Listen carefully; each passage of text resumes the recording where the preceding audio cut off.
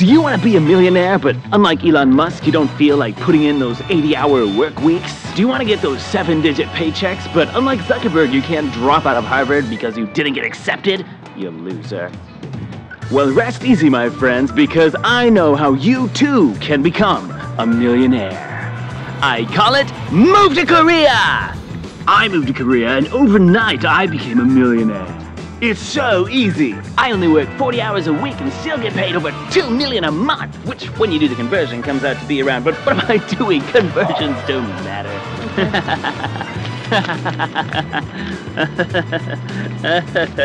I'm a millionaire! Millionaire! Millionaire! Oh! It's so easy! Move to Korea!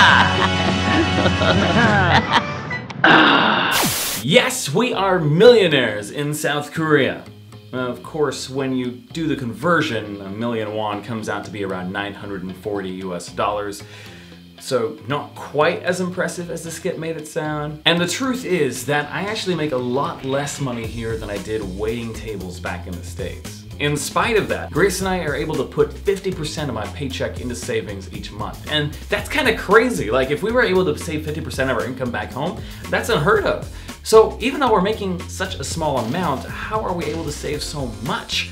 And the key to doing that is Korea's incredibly low cost of living if you're an English teacher. And I'm saying if you're an English teacher because you're gonna see why in the video, so be patient. Now, I know some of you are going to immediately disagree with me because Korea is up there when it comes to most expensive countries to live in. I think it's number 6 or 7. But here's the thing, if your goal is to save money and you want to live cheaply, in Korea you can do it very easily. Because whereas back in the States you have expensive rent and health insurance and car insurance and tipping, when you move to Korea, a lot of those costs either go away or go down considerably. And so, yeah, it's really easy to save money. Let's get into it. This is gonna be the cost of living in South Korea.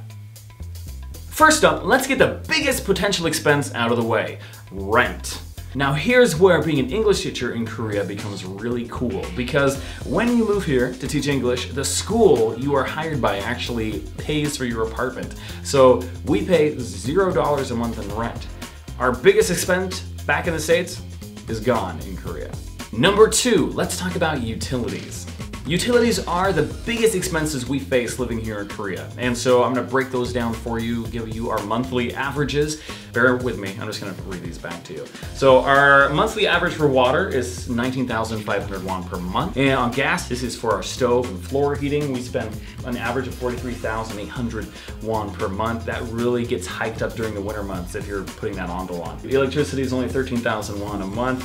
Garbage disposal. Now in Korea, you don't pay for like garbage men. What we do is we have to buy special bags to throw our garbage away in. And for the special bags, it's about 10,000 won a month. My phone plan is 55,000 won per month for 6 gigs of data, unlimited call and text. For Wi-Fi, it is 20,000 won a month, and that's $18. 150 US dollars a month on utilities. Like, that's crazy. That's including gas, Wi-Fi, internet. Oh wait, that's the same. Phones, water. You guys get the idea. It's cheap.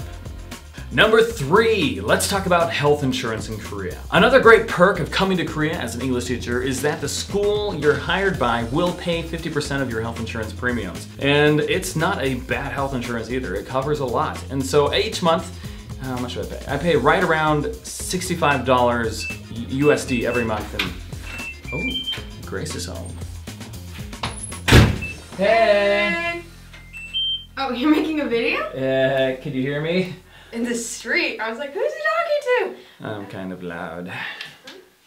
What you making a video about? Today the topic is cost of living in South Korea. Ooh, yes. Well, I'm about to go spend some cost of living, so would you like to join? Where are you going? Grocery store, but first, the bank. Oh, the bank. Let's go, guys. Can I bring the camera?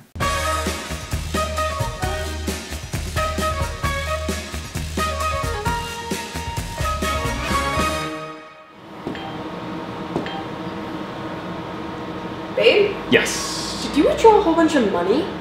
Yes. For budgeting purposes.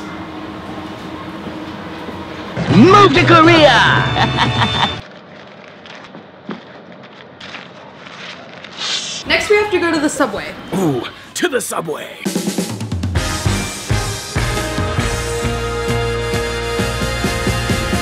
Let's talk about how much it costs us to eat out in Korea. Obviously, if you're gonna be eating Western food, that'll cost you a lot more than sticking with a local Korean cuisine.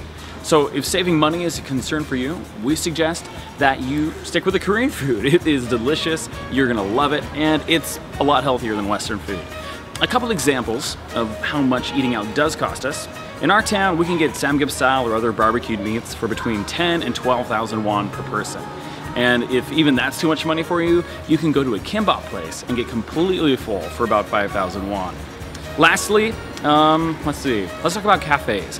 Cafes will set you back about 2,500 for an Americano, 4,000 for a tea, and other espresso drinks are around 4,000 and 5,000 depending on the drink. In Seoul, of course, all these prices do go up, but overall, we find that the cost of eating out in Korea is significantly cheaper than back home, and as an added bonus, you don't have to tip. On the whole, groceries in Korea tend to be more expensive than they were back in the States. We've especially noticed this because we've seen our grocery budget rise a lot since we've been here. If you do want to find comparable prices though, definitely check out your local traditional Korean market for the best quality fruit and produce. If you're curious about other grocery items and what they may cost, refer to this list right here. Next up, let's talk about public transportation in Korea. We don't own a car here because we don't want to risk all of the crazy drivers, and so we use buses, taxis, and subways as our three main ways to get around. I'm going to use 30 minutes, like a block of 30 minutes as our unit of measure, and see how much that would cost you on each of these options. First up, buses. There's two main buses that we use. There's the red city-to-city bus and the green inner-city buses, which stop at lots of different stops. The red buses cost us about 2,400 for 30 minutes, while the green inner-city buses run us 1,300 for the same amount of time. Next, we got the subways, and the subways, gosh, for 30 minutes, how much is that, babe? Probably 1,500? 1,500 for 30 minutes on a subway. And then lastly, we got taxis. For the most expensive but the fastest option, taxis will cost you 30,000 won for 30 minutes. To give you an idea of what entertainment costs us here in South Korea, in our town, you can go see a movie for about 8,000 won per person.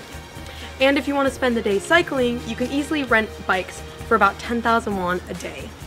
Or if you want to go to a noraebang, in our town that'll run you between 5,000 and 20,000 won per hour. Lastly, let's wrap this up with the big number that I know you all came here to see. How much did it cost us to live here for 12 months? And that number is $9,925. And when you're considering that that is the total that it costs two people to live off of one income in South Korea, guys, that's not bad. And that is why we believe South Korea has one of the lowest costs of living for expats in the world. Additionally, if you guys want to know the best way to save money in Korea, what you want to do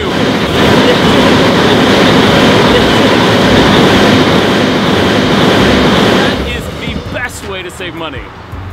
Really, you'll walk away with millions. Did you get that? No, because the subway went by.